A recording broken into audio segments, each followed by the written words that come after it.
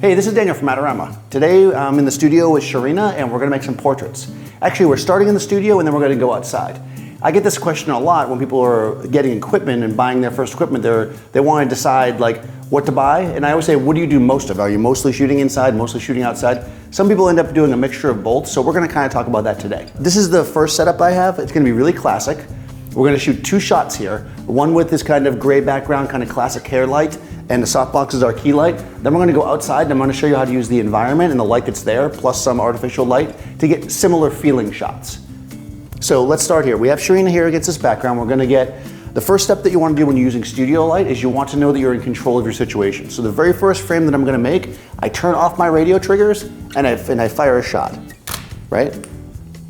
Ideally, this should be a completely black frame. And when I look over here, I'm tethered to the computer, it is. So at my settings of f8, 100 ISO, 250th of a second, I'm completely black in here. So the only light that's affecting my shot is the light that's coming from my flashes. I'm in total control.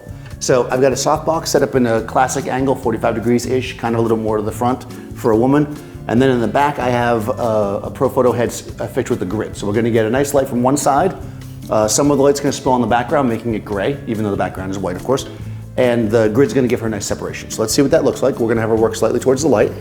I mean, you'll notice that she has a hat on, but that's really not gonna affect us at all because the light is so big and at the angle I have it, it's gonna go right underneath. So the hat is not really gonna hurt us at all. So this is pretty dramatic and she's got dark hair. What I wanna do is make sure that she's gonna project herself out towards the light. So I'm gonna make sure she works her face here. Not necessarily profile, but yeah, there we go, that's better. Good. And this way I'm getting enough light around her face so we see the whole front of her face. And then in addition, I'm getting the kicker from the back is giving her that nice separation. And she's got like a nice gray shot.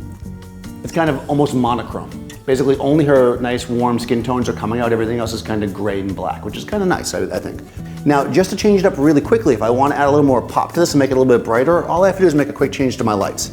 I'm gonna go to my backlight, and I'm gonna switch this, this grid to a Magnum reflector.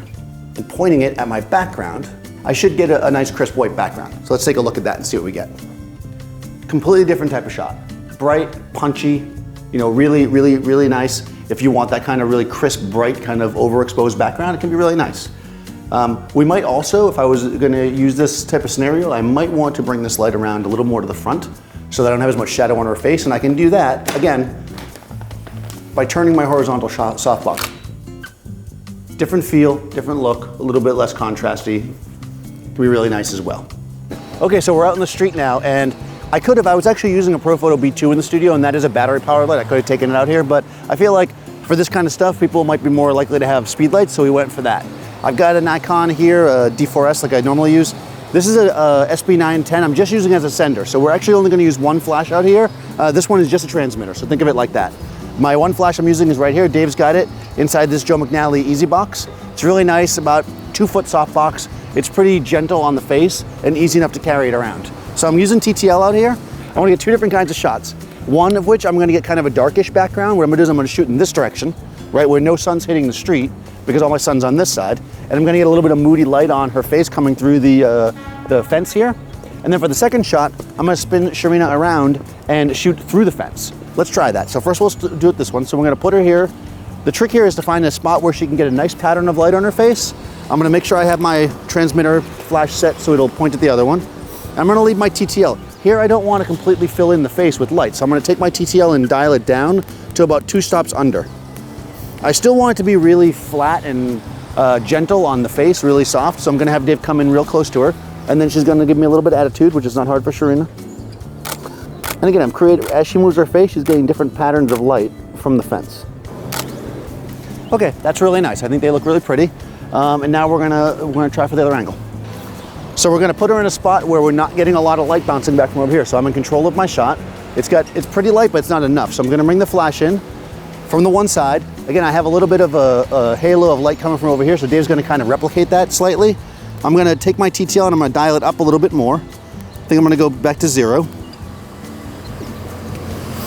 I'm gonna stand in a snowbank and we'll take a shot. Okay, so this creates a shot with a completely different atmosphere. And what I can do as well is I can dial my shutter speed. Like right now I'm at 125th. I'm gonna open up about half a stop, give myself a little more ambient light from the background, give myself a little more contrast back there.